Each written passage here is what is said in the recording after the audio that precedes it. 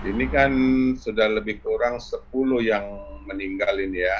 Semuanya kita makamkan itu di pemakaman Semalingkar. Mm-mm. Jadi kami sudah minta pendapat ke Majelis Ulama.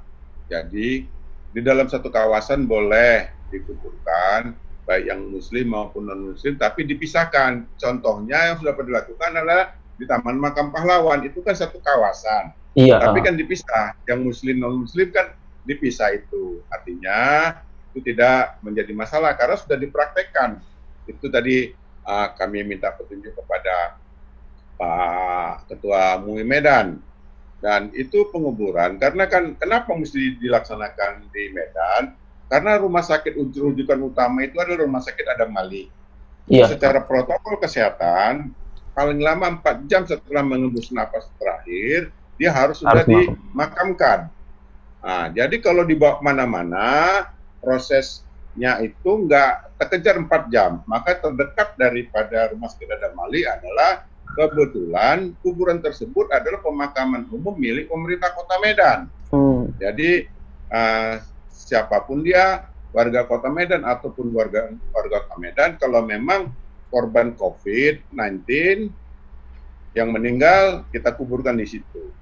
Dan ini kita bantu biayanya dari pemerintah Kota Medan, biaya penguburannya, karena tidak gampang juga mencari orang yang mau menguburkan itu.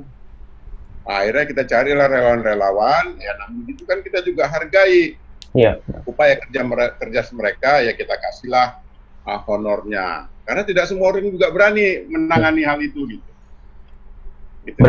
Berarti pemakaman itu memang sudah punya Pemko ya Pak ya? Ya, 14 hektar itu. Oh iya. Dan pemakaman dibiayai oleh Pemko juga gitu ya? Iya. Dan sekarang Pak, status Kota Medan itu udah termasuk dalam zona merah juga dengan Tanjung Malai dan Deli Serdang itu Sabtu kemarin ya, mulai ditetapkan ya. Gimana upaya Pemko selanjutnya nih Pak? Jadi benar, Medan ditetapkan oleh Provinsi Sumatera Utara, Pak Gubernur sebagai zona merah Medan Deli Serdang, karena memang pertama yang banyak melakukan perjalanan itu orang Medan, sehingga banyak terpapar. Yang positif ini, maka seluruh keluarga yang positif itu statusnya masuk ODP, orang dalam pemantauan. Dan kebetulan semua rumah sakit rujukan berada di Medan. Jadi semua orang Medan punya potensi terpapar karena semua rumah sakit di sini. Semua rumah sakit di Medan. Jadi semua datang ke Medan untuk berobat. Dan ini punya potensi. Dan semua para medis yang menangani itu statusnya juga ODP. Jadi ODP-nya tinggi dia. Para medisnya ODP, tetap dipantau dia. Kalau rapid test dilaksanakan untuk para medis. Jadi si keluarganya ODP, si para medisnya ODP. Nah, jadi potensinya itu dia. Jadi tingkat kewaspadaannya itu semakin tinggi. Itulah disebut dengan zona merah. Dan untuk tes tadi yang rapid test dan swab test itu tertentu saja atau semua bisa melakukan itu Pak? Jadi gini, alat rapid test itu memang terbatas. Jadi rapid test ini pertama digunakan untuk para medis dulu, atau orang yang sudah menunjukkan gejala PDP. Itu dulu yang dilakukan rapid test karena alat tesnya terbatas, dan itu pun satu orang itu akan dilakukan 2 kali tes. Misalnya hari ini, hari Rabu dia dites, hasilnya positif atau negatif, seminggu ke depan, Rabu ke depan, dia dites kembali. Nah, itu tes berikutnya adalah tes swab test. Swab test ini di Medan laboratoriumnya belum ada, itu tetap dikirim ke Balitbangkes, lembaga Eijkman, tapi kita yang dekat itu ke Balitbangkes. Itu paling cepat seminggu baru keluar hasilnya. Berarti 2 kali tadi ya yang rapid test itu ya? Kalau rapid test ya, dan itu diutamakan untuk para medis ataupun orang-orang yang sudah punya gejala-gejala menengah. Nah ini masih banyak yang salah kaprah nih, berpikiran bahwa semua harus dites gitu kan Pak, kan sebenarnya alatnya terbatas ya Pak? Terbatas ya, itu terbatas. Kita punya keterbatasan rapid test tersebut. Itu dia, kalau ada bisa aja kita adakan, tapi terbatas memang distribusinya. Terbatas sekali lah, tapi lebih banyak itu diserahkan kepada para medis. Karena mereka yang setiap hari berinteraksi dengan yang positif, yang sakit ini. Jadi kontrol kepada para medis itu lebih tinggi. Itu dari rapid test untuk itu dia. Nah itu Pak, untuk seandainya nih saya atau masyarakat lain ada gejala COVID-19, terus mereka mau melakukan tes, itu apakah dikenakan biaya atau enggak? Jadi gini, kalau tahapannya kan, tahapan awal itu di puskesmas, itu tidak bayar. Itu hanya screening awal, baca ada gejala-gejala atau tidak. Nah, kalau ada gejala, maka dirujuklah ke rumah sakit pemerintah. Siapa itu rumah sakit pemerintah? Seperti Tirnadi, kemudian rumah sakit USU, rumah sakit Tentara, rumah sakit Brimob, ada Mali, itu ditanggung oleh pemerintah. Kecuali dia ke rumah sakit swasta.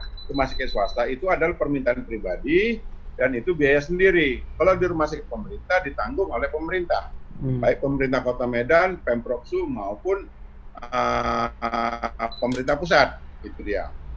Oh, kalau di rumah sakit swasta enggak ya? Yang di rumah sakit pemerintah ya? Berarti tahapan awalnya itu kita ke puskesmas dulu itu Pak? Biar dirujuk ke rumah sakit pemerintah? Screening awal. Screening awal. Kan bisa aja demamnya itu mungkin karena demam kecapean, kan belum tentu juga demam atau karena menunjukkan gejala itu kan. Sekarang kan kecapean atau begadang, ya kan tidak semuanya perlu juga dirujuk seketika. Kalau begadangnya masih loyo deh.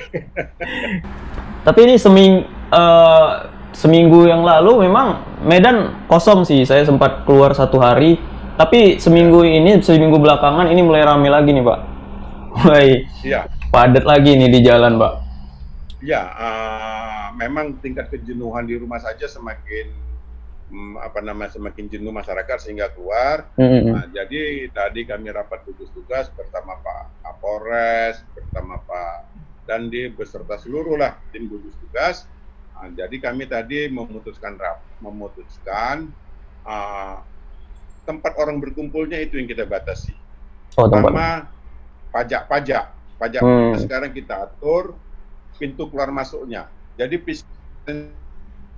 kemudian semua rumah makan atau baik bank itu tidak ada lagi tempat bangku duduknya untuk menunggu. Rumah-rumah makan baik restoran, rumah makan, kedai kaki lima, tidak ada meja dan tidak boleh ada kursi untuk orang duduk minum di situ. Belanja silakan, itu tidak boleh stop, tapi hanya take away, pulang makan di rumah aja kan enak gitu kan. Jadi tidak nongkrong-nongkrong selama ini seminggu. Setelah itu karena restoran, kafe masih menyediakan meja dan bangku-bangku, sehingga banyak orang nongkrong-nongkrong. Iya benar. Kita tugasi, akan kita laksanakan, meja dan kursinya tidak boleh ada, disimpan itu. Kalau enggak ya kita paksa. Jualan silakan, tapi selesai itu pulang, tidak boleh nongkrong gitu. Inilah salah satu cara teknik untuk mengurangi orang nongkrong-nongkrong gitu, jalan-jalan gitu. Ya, ini di Gapar Taujung juga hampir setiap hari ada yang patroli kok Pak. Polisi itu ada yang patroli untuk kalau jam 9 malam itu udah disuruh pulang semua, disuruh tutup gitu. Ini nanti akan bangku-bangkunya nanti kita nggak boleh. Mau minum air kelapa muda silakan beli, tapi habis itu pulang dah. Nggak boleh duduk-duduk, nggak boleh nongkrong-nongkrong gitu. Iya, pas itu Pak. Itu dia. Mengenai APD Pak, ini masih kekurangan Pak di Medan atau gimana Pak? Masih kekurangan APD memang masih kurang. APD masih kurang, makanya sekarang kita berinovasi apa yang bisa kita buat dengan lokal konten, dengan muatan lokal.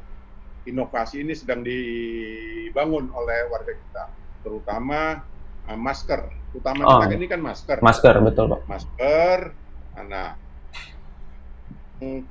bukan para medis menggunakan kain.